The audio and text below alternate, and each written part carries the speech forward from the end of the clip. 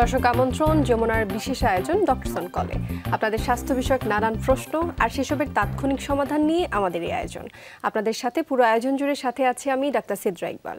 আমাদের এই আয়োজনে থাকছেন দেশ বরেণ্য আর আধুনিক চিকিৎসা বিজ্ঞানে দক্ষ চিকিৎসকরা। আজ আমাদের আলোচনার বিষয় স্তন ক্যান্সার রোধে করণীয়।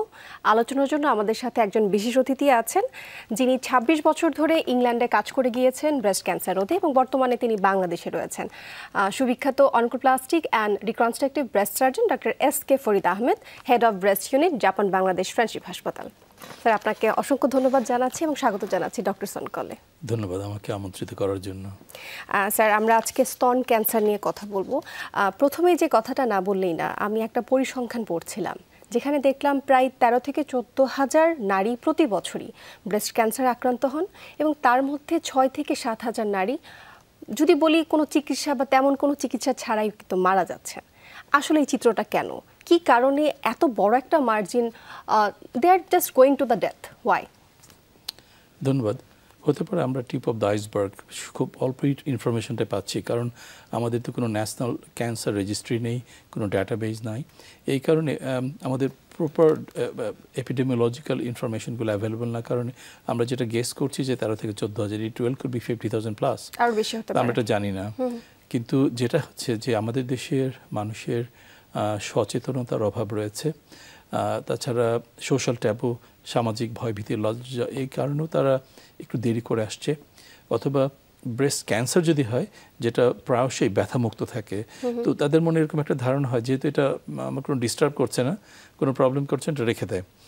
এছাড়া আরও কিছু কারণ রয়েছে, তারা চলে যায় হোমিওপ্যাথি ডক্টরের কাছে, একটা ডিজাস্টার, অথবা গাছগাছরা, আয়ুর্বেদি বা বিভিন্ন রকমের, এগুলোর কারণে ক্যান্সারটা আরও দেরি করে আসছে, দেরিতে আমাদের কাছে আসছে। তো একটা ক্যান্সার যখন সব জায়গায় ছড়িয়ে যায়, সেখান থেকে বেঁচে আসার সম্ভাবনাটা খুব কম। এর পাশাপাশি আমাদের সরকারি হসপিটালগুলিতে আমাদের স্বল্প বাজেটের কারণে ক্যান্সার সার্ভিসটা খুবই অপ্রতুল, এবং যারা নিডি পিপল তাদের জন্য সেই ক্যান্সারের সার্ভিসটা তারা পেতে পারছে না, যে কারণে ক্যান্সারটা ধরা পড়ার পরেও তারা অর্থের অভাবে চিকিৎসাটা নিতে পারছে না। And you know 65% health care কিন্তু প্রাইভেট সেক্টর থেকে আসতেছে, রেস্ট হচ্ছে গভর্নমেন্ট সেক্টর থেকে। অর্থাৎ গভর্নমেন্ট সেক্টরে কিন্তু এটার জন্য যতটুকু করার দরকার ছিল সেইটুকু আসলে কাজ আমরা এখনো করতে পারছি না। আপনি পরিসংখ্যানে কথা বলেন, সেই পরিসংখ্যানটা কিন্তু এখন পর্যন্ত আমাদের কাছে তেমনভাবে নেই যে আসলে কি ১৩,০০০ বা ১৪,০০০ নাকি এর থেকেও বেশি। স্যার, ব্রেস্ট ক্যান্সার হলে মৃত্যু অনিবার্য, কথাটা কি সত্য? এটা একটা মিথ, ভুল ধারণা। ইনফ্যাক্ট ইংল্যান্ডে ব্রেস্ট ক্যান্সার প্রাথমিক পর্যায়ে ধরা পড়লে ৯২ থেকে ৯৮% শতকরা, মানে ১০০ জনের প্রায় ৯৮ জন সম্পূর্ণ সুস্থ হয়ে যায়। আর যারা একটু দেরি করে আসে বা যাদের টিউমার বায়োলজিটা অ্যাগ্রেসিভ, তখন মৃত্যু হারটা একটু বেড়ে যায়, হয়তো 80% থেকে 90% সার্ভাইভ করে। সুতরাং আমাদের দেশে যেটা হচ্ছে প্রায় 50-60% মারা যাচ্ছে। এবং এখানেই সমস্যাটা হয়েছে যে দেরিতে রোগটা নির্ণয় হচ্ছে, যে চিকিৎসাটা দেওয়া হচ্ছে পুরনো আমলের ধ্যান ধারণার চিকিৎসা দেওয়া হচ্ছে, এবং নানা রকম এই যে একটা কম্বিনেশন প্রবলেমগুলোর কারণে আমাদের দেশের মর্টালিটি বা মৃত্যু হার অনেক বেশি। স্যার, সেখানে তো প্রশ্নটা তাহলে চলেই আসে, তাহলে কিভাবে আসলে আমি বুঝবো যে ব্রেস্ট ক্যান্সারে কি আক্রান্ত আছে কিনা? সেই সিমটমসগুলো কি থাকবে, সেই লক্ষণগুলো একটু আমি জানতে চাচ্ছি, বা আদৌ কোনো লক্ষণ আছে কিনা? আচ্ছা, প্রথম কথা আমাদের বুঝতে হবে যে আমরা যদি লক্ষণের জন্য বসে থাকি, দ্যাটস আ বিগ মিস্টেক, একটা বড় ভুল হবে। আমাদের উচিত বাংলাদেশি প্রেক্ষাপটে যে যাদের মেয়েদের বয়স ৩৫ হয়েছে এবং ফিমেল মেয়েদের, তাহলে প্রত্যেকে বছরে একটা করে ম্যামোগ্রাম করা উচিত। ম্যামোগ্রাম হচ্ছে ব্রেস্টের এক্সরে। সেটা করার মাধ্যমে ক্যান্সারটা হাতে পাওয়ার আগেই কোনো ধরনের সিমটমস, যে ব্যথা হবে, চাকা হবে বা আকৃতিগত এগুলি হওয়ার আগেই ম্যামোগ্রামে কিন্তু এটা ডিটেক্ট করা যায়। তাহলে খুব ছোটোখাটো চিকিৎসা অল্প খরচের মাধ্যমে সম্পূর্ণ সুস্থ হওয়া যায়। এটা একটা জিনিস মনে রাখতে হবে, দ্যাট ইজ, এটা আমরা শুধু ব্রেস্ট স্ক্রিনিংয়ের মাধ্যমে জানতে পারবো।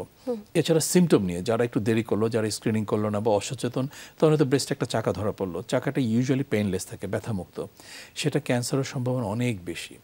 এছাড়া নিপল দিয়ে পানি পড়া, রক্ত পড়া, নিপলটা ভিতরে ঢুকে গেছে, চামড়াটা মোটা হয়ে গেছে, ব্রেস্টের আকৃতিগত সাইজ শেপে যে পরিবর্তন হচ্ছে, বা বগলে একটা চাকা নিয়ে আসছে, এইগুলো বিভিন্ন রকম কারণে। অথবা যারা আরও দেরি করে আসছে, দেখা গেলো পেশেন্টের জন্ডিস হয়ে আসছে, মানে ক্যান্সারটা ব্রেস্টের থেকে বগলে গিয়েছে, বগলে থেকে লিভারে ছড়িয়েছে, সেটার কারণে পেশেন্ট জন্ডিস নিয়ে আসছে একদম শেষ স্টেজ। সো এটা ডিপেন্ড করছে কে কোন স্টেজে আসছে, সেটার উপর তারকে আমরা বুঝতে পারবো কী কী সাইন সিমটম থাকবে। আচ্ছা স্যার, আপনি যেহেতু বললেন যে ব্রেস্ট ক্যান্সারের জন্য আসলে ম্যামোগ্রাফি করাটা খুবই ইম্পর্ট্যান্ট, কিন্তু আমাদের গ্রাম এবং প্রত্যন্ত যে জেলাগুলো রয়েছে, অঞ্চলগুলো রয়েছে, সেখানে কিন্তু এটা আসলে তেমনভাবে যদি বাস্তব চিত্রটা আমরা বলি সম্ভব না। তো তখন তারা আসলে কি করতে পারবেন? আমরা যমুনা টেলিভিশনের মাধ্যমে তাই কিন্তু চেষ্টা করে থাকি যে যারা গ্রামে রয়েছেন, যারা প্রত্যন্ত জেলাগুলোতে রয়েছেন, তারা হচ্ছে যাতে জানতে পারেন, সচেতন হতে পারেন। সেক্ষেত্রে কি কোনো উপায় রয়েছে যে তারা আসলে বুঝতে পারবেন? হয়েছে, সমস্যাটা অন্য জায়গায়। সবসময় সবকিছু আর্থিক মাপ কাঠিতে মাপলে হবে না, আমাদের মানসিকতা পরিবর্তন করতে হবে। অনেক বড় বড় হসপিটালগুলোতেও শহরে, সেখানেও ব্রেস্টের একটা চাকা নিয়ে আসছে, আমাদের ডক্টররা অনেকেই ম্যামোগ্রাম দিতে ভুলে যায়। সেটা কি আর্থিক সংকটের কথা বলা হবে? প্রান্তিক পর্যায়ে মানুষের কথা বলা হবে না। তো আবার ঘুরিয়ে বলছি, যেখানে পেরিফেরাল এলাকাতে সেখানে তো ম্যামোগ্রাম ফ্যাসিলিটিস নেই, বা ডিস্ট্রিক্ট জেনারেল হসপিটালগুলোতে সেখানে এই সুবিধাগুলো নেই। কিন্তু সরকার চাইলে কিন্তু একটা ম্যামোগ্রাম মেশিন একটা জেলাতে দিতে পারে। এটার দাম কত হবে? 1-1.5 কোটি টাকা। কিন্তু এটার মাধ্যমে কিন্তু ব্রেস্ট ক্যান্সারের যদি শুরুতেই রোগটা ধরা যায়, সেখানে সরকারি চিকিৎসার খরচটাও কমে যাচ্ছে, আমরা মৃত্যুর হারটা কিন্তু অনেকটাই কন্ট্রোল করতে পারবো। আরো প্রশ্ন রয়েছে, তবে সময় হচ্ছে একটি বিরতি, তারপরে ফিরছি আলোচনায়। দর্শক, ডক্টরস অন কল অনুষ্ঠানে নিচ্ছি ছোট্ট একটি বিরতি, আমাদের সাথেই থাকুন।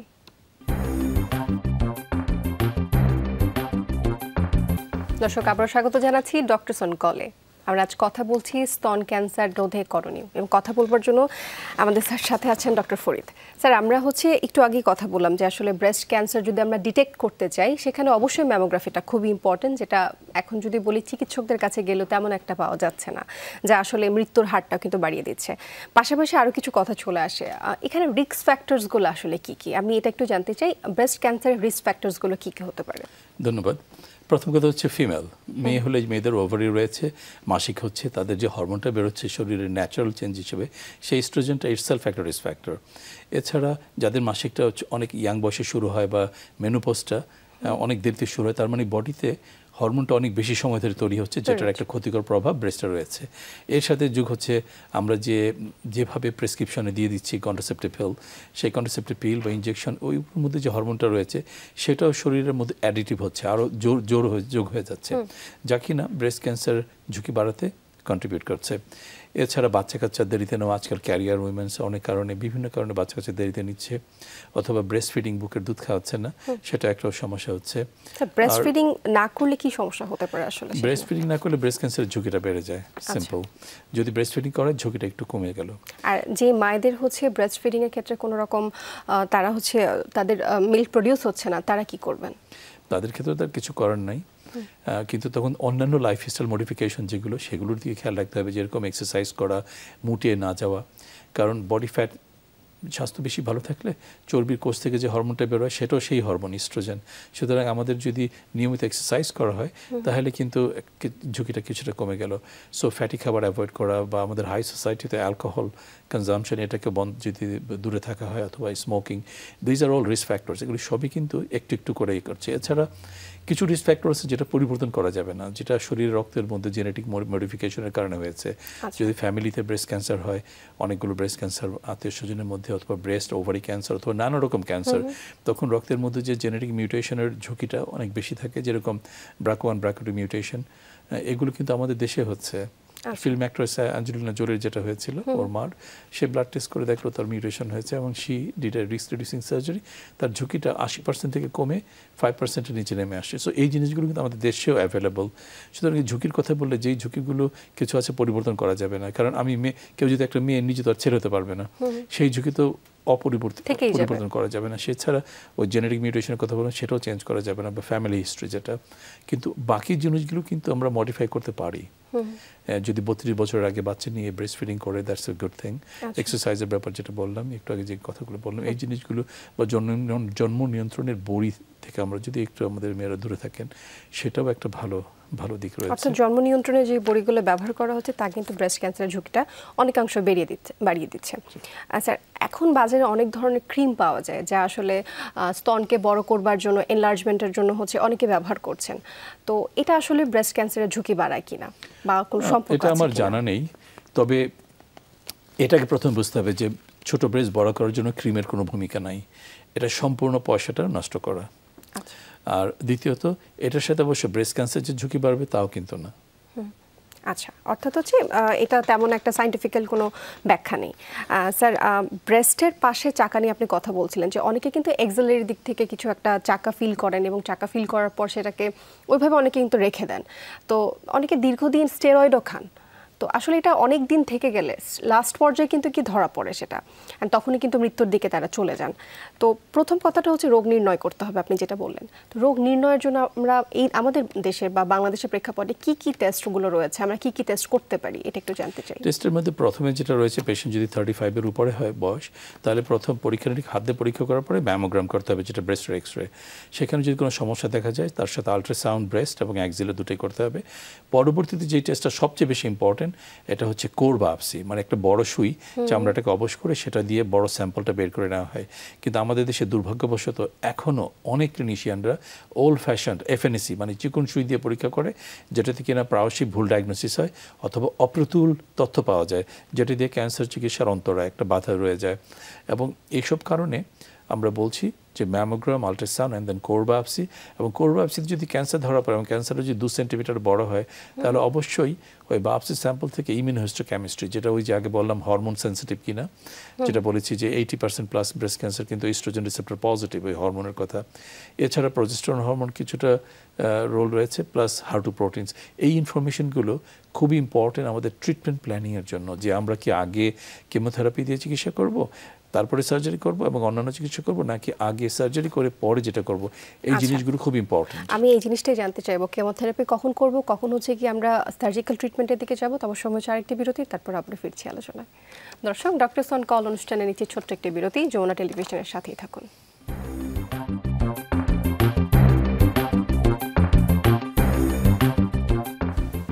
দর্শক, আবার স্বাগত জানাচ্ছি ডক্টরস অন কলে। আমরা কথা বলছিলাম স্যার আসলে ব্রেস্টের অন্যান্য যে বিষয়গুলো রয়েছে স্তনের, সেগুলো নিয়ে। তো এখন একটু জানতে চাচ্ছি, যখনই ব্রেস্ট ক্যান্সার ধরা পড়ে, আমাদের দেশে প্রচলিত যে নিয়মটা হচ্ছে কথায় কথায় হচ্ছে ব্রেস্ট সার্জারি করে ফেলা বা ব্রেস্ট ফেলে দেওয়া, এটা আসলে কতটুকু যুক্তিসঙ্গত বা আসলে কি তা করাটা ঠিক হবে কিনা? সম্পূর্ণ অযৌক্তিক। প্রথম কথা হচ্ছে যে আমাদের ক্যান্সার সম্বন্ধে জানতে হবে। ম্যামোগ্রাম, আলট্রাসাউন্ড, কোর বায়োপসি, ইমিউনোহিস্টোকেমিস্ট্রির পরে আমরা সিদ্ধান্ত নিব ক্যান্সারটা বগলে গিয়েছে কিনা, এটা কতটুকু অ্যাগ্রেসিভ, এবং ইমিউনোহিস্টোকেমিস্ট্রির ইনফরমেশনের উপরে আমরা সিদ্ধান্ত নিব আগে সার্জারি করব না আগে কেমোথেরাপি দেবো। আগে কেমোথেরাপি দিতে হলে একটা ছোটো মার্কার ক্লিপ আমরা টিউমারের মাঝখানে দিয়ে দিব। এরপর আমাদের যে টিমের অনকোলজিস্ট উনি কেমোথেরাপি দিবেন। এছাড়া যদি আরও কিছু ড্রাগ রয়েছে, টার্গেটেড থেরাপিজ, ইমিউনোথেরাপিজ, এইগুলো ডিপেন্ড করছে পেশেন্টের ইমিউনোহিস্টোকেমিস্ট্রি রেজাল্টগুলোর উপরে। তো এই চিকিৎসাগুলো চলার পরবর্তীতে আমাদের প্রতিটা পেশেন্টের জন্য সর্বোচ্চ চেষ্টা থাকা উচিত ব্রেস্টটাকে রক্ষা করে সার্জারি করা, যেটাকে আমরা বলি breast conserving surgery. But don't get me রং, কিছু পেশেন্টে তো ব্রেস্ট ফেলতে হবে, যাদের অনেকগুলো ক্যান্সার বা বড় ক্যান্সার কেমোতে ছোটো হয়নি, তখন তো ব্রেস্ট ফেলতে হবে। কিন্তু এছাড়া ছোটো ক্যান্সারগুলিকে কোনোভাবেই ব্রেস্ট ফেলা উচিত না, কারণ বড় বড় স্টাডি করে দেখা গেছে বিশ্বের যেখানে লক্ষ লক্ষ ব্রেস্ট ক্যান্সারের উপর তুলনামূলক স্টাডি করে দেখা গেছে ব্রেস্ট ক্যান্সারে যাদের ব্রেস্টটা সেভ করা হয় বা ব্রেস্ট কনজার্ভিং সার্জারি করে চিকিৎসা দেওয়া হয়, তারা বেশি দিন সুস্থ থাকছে, তাদের ক্যান্সার ফেরত আসছে কম এবং কোয়ালিটি অফ লাইফটা বেটার থাকছে। কম্পেয়ারিং টু ম্যাস্টেক্টমি গ্রুপ, ওদের ক্যান্সার ফেরত আসতেছে বেশি, তারা মারাও যাচ্ছে বেশি, এবং অঙ্গহানির কারণে তাদের যে শারীরিক দাম্পত্য জীবনের যে ঝামেলা, সেটা তো আমরা সবসময় দেখতে পাচ্ছি। সুতরাং এই এভিডেন্সগুলো আমাদের সাধারণ মানুষের এবং আমাদের ক্লিনিশিয়ানদের জানা দরকার, এবং তাদের ক্যান্সার চিকিৎসার ডিসকাশন এই ইনফরমেশনগুলো তাদের দেওয়া উচিত। তাহলে পেশেন্ট একটা ইনফর্ম চয়েস সিদ্ধান্ত নিতে পারবে তারা কীভাবে সার্জারিটা করতে চাবে। এবং আমাদের ক্লিনিশিয়ানদের বুঝতে হবে যে কোন পেশেন্টটাকে আমাদের আগে সার্জারি করা উচিত, কোন পেশেন্টটাকে আগে কেমোথেরাপি দিয়ে পরে সার্জারি করা উচিত। এবং এটাও ইম্পর্টেন্ট, সব ব্রেস্ট ক্যান্সারে কিন্তু কেমোথেরাপি লাগে না, ইভেন অনেকের রেডিয়েশন লাগে না। যদি ক্যান্সারটা বগলে যেয়ে থাকে জেনারেলি স্পিকিং, তাহলে কেমোথেরাপি লাগবে। এছাড়া অঙ্কোটাইপ ডিএক্স নামে একটা টেস্ট আছে, যারা অ্যাফ্লুয়েন্ট ফ্যামিলি তারা যদি করে দেখে 3টা পজিটিভ নোটও যদি অঙ্কোটাইপ ডিএক্সের স্কোর লেস দেন 25 হয়, ইভেন 3টা পজিটিভ নোট হওয়ার পরও ক্যান্সার অ্যাভয়েড করা যায়। এছাড়া ছোটো ক্যান্সার, গ্রেড 1 পোস্টমেনোপজাল উইমেন যাদের মাসিক বন্ধ হয়ে গেছে, তাদের স্মল ক্যান্সার হরমোনটা যদি পজিটিভ থাকে, হার্ট প্রোটিন নেগেটিভ থাকে, এসব ক্ষেত্রে কিন্তু কেমোথেরাপি দেওয়ার কোনো রোল নাই, শুধু হরমোন থেরাপি এবং রেডিয়েশন বা অন্যান্য চিকিৎসা। ইভেন যাদের বয়স 65 হয়ে গেছে, কিছু ভালো ক্যারেক্টারের ক্যান্সার পেশেন্টদের ক্ষেত্রেও কিন্তু আমরা রেডিওথেরাপিটা অ্যাভয়েড করতে পারি, যেটা উন্নত বিশ্বে প্র্যাকটিস করা হচ্ছে, বাংলাদেশে হচ্ছে অনেক জায়গায়। অর্থাৎ কেমোথেরাপি এবং ব্রেস্ট ফেলে দেওয়া, এই দুটো ক্ষেত্রে কিন্তু আমাদের বিবেচনা করতে হবে কোন পেশেন্টদেরকে করবে, খুব সিলেক্টিভ হতে হবে অবশ্যই। স্যার, যদি হচ্ছে ব্রেস্ট ফেলে দেওয়া হয় বা সার্জারিটা করে ফেলা হয়, তারপরেও কি ঝুঁকি থাকে যে পরবর্তীতে ব্রেস্ট ক্যান্সার আবারও রিকারেন্ট হতে পারে? এটা একটা মিথ আমাদের দেশে প্রচলিত আছে। ব্রেস্ট ক্যান্সার হলে বলে ব্রেস্টে খবরদার ফেলে দিবি, কারণ তাহলে ঝুঁকি শেষ হয়ে গেল। ইনফ্যাক্ট আমি একটু আগে বলেছি, ব্রেস্ট ফেলে দিলে এভিডেন্স বলছে তাদের ফেরত আসার ঝুঁকি বেশি, তারা মারা যাওয়ার হারটা বেশি, এবং অঙ্গহানির কারণে কোয়ালিটি অফ লাইফটা শেষ হয়ে গেল। সুতরাং ওই যে ফেরত আসার ঝুঁকি তো বেড়ে গেল। তো আমি এমন একটা সার্জারি আমি ইচ্ছা করে যেটা অ্যাভয়েড করতে পারতাম ছোটো ক্যান্সারের ক্ষেত্রে, কেন আমি ব্রেস্ট ফেলে দিব, এবং কেন ওই পেশেন্টের জীবনটাকে আমি কি ফেরত আসার ঝুঁকিটা বাড়িয়ে দিব, কেন আমি তার মৃত্যুটা ত্বরান্বিত করবো, আমি এটা বুঝে আসে না। এটা আমাদের ক্লিনিশিয়ানদের একটা মোরাল রেসপন্সিবিলিটি যে আমরা তাদেরকে সঠিক ইনফরমেশনগুলো, আপ টু ডেট ইনফরমেশনগুলো শেয়ার করি, এবং আমাদের আত্মীয় স্বজনদেরও সাবধান হওয়া দরকার রয়েছে যে উল্টাপাল্টা পুরোনো আমলের কথাবার্তা পেশেন্টকে বলে তাদের মাথাটা নষ্ট না করে, যাতে যারা ভালো নলেজেবল ব্রেস্ট সার্জন রয়েছে তাদের কাছে যে সঠিক ইনফরমেশনটা জেনে তারপরে চিকিৎসাটা নেন। তারপর চিকিৎসাটা নেওয়া আসলে খুবই গুরুত্বপূর্ণ। আর তাছাড়া বাংলাদেশের প্রেক্ষাপটে যদি দেখি, সকলের মধ্যে কিন্তু একটা সংকোচবোধ কাজ করে, বিশেষ করে ব্রেস্টের ক্যান্সার বা স্তনের যে কোনো একটা ক্যান্সারের জন্য আমরা কিন্তু সহজে কোনো ডাক্তারের শরণাপন্ন হতে চাই না। সেটা খুব ছোট করে যদি বলি যে কোনো ছোট একটা রোগও যদি থাকে, সেক্ষেত্রে যদি ডক্টরের কাছে যেতে হবে, এমনটা কিন্তু আমাদের মধ্যে কোনো রকম প্র্যাকটিস আসলে আমাদের নেই। স্যার, আমাদের সময় খুবই স্বল্প। আমি চাচ্ছি যে আপনি আমাদের দর্শকদের উদ্দেশ্যে কিছু কথা বলেন যে আসলে ব্রেস্ট ক্যান্সার রোধে আমরা কি করতে পারি, বা কোন গুরুত্বপূর্ণ বিষয়গুলো আমরা মেনে চললে তা আমরা আসলে রোধ করতে পারি। ধন্যবাদ। আসলে ব্রেস্ট ক্যান্সার একটা মরণ ব্যাধি নয়। সঠিক চিকিৎসা করলে, সঠিক সময় রোগটা নির্ণয় করতে পারলে সম্পূর্ণ সুস্থ হওয়া যায়। এটার জন্য আপনারা যাদের বয়স 35 হবে নিয়মিতভাবে ম্যামোগ্রাম করবেন বছরে একবার। গ্রামে নেই, কিন্তু আপনি তো 1-2 বছর পর শহরে আসেনি, তখন আপনি ম্যামোগ্রামটা করতে পারেন। এই জিনিসটা খেয়াল রাখবেন। ছোটোখাটো সমস্যা হলে, ব্রেস্টের চাকা হলে হোমিওপ্যাথি বা এই ধরনের জিনিসপত্র চিকিৎসা না নিয়ে সরাসরি ঢাকায় বা নিকটস্থ বড় শহরে যে আপনি চিকিৎসাটা নেওয়ার রোগটা নির্ণয় করার চেষ্টা করবেন। সচেতন থাকবেন। নিজে যদি ভালো থাকেন, আপনার পরিবার ভালো থাকবে, এবং দেশ এবং জাতীয় ভালো থাকবে, সুস্থ থাকবে। সুতরাং আপনাদের নিজেদের সচেতনতা খুবই ইম্পর্টেন্ট। লাজ লজ্জা এগুলো ভুলে যে কোনো সমস্যা হলে পরিবারের বড় কাউকে জানান, নিকটস্থ ভালো কোনো জায়গায় ডক্টরকে দেখাবেন, আপনারা ভালো থাকবেন। এবং নিজে ভালো থাকলে পরিবারও সুস্থ থাকবে। খুব সুন্দর করে স্যার এটা বলেন। অসংখ্য ধন্যবাদ জানাচ্ছি আপনাকে ডক্টরসন কলে যুক্ত হওয়ার জন্য এবং আপনার মূল্যবান সময় আমাদেরকে দেওয়ার জন্য। ধন্যবাদ। দর্শক, এই ছিল ডক্টরসন কল অনুষ্ঠানের আজকের আয়োজন। আমাদের সাথে থাকার জন্য অসংখ্য ধন্যবাদ আপনাদের।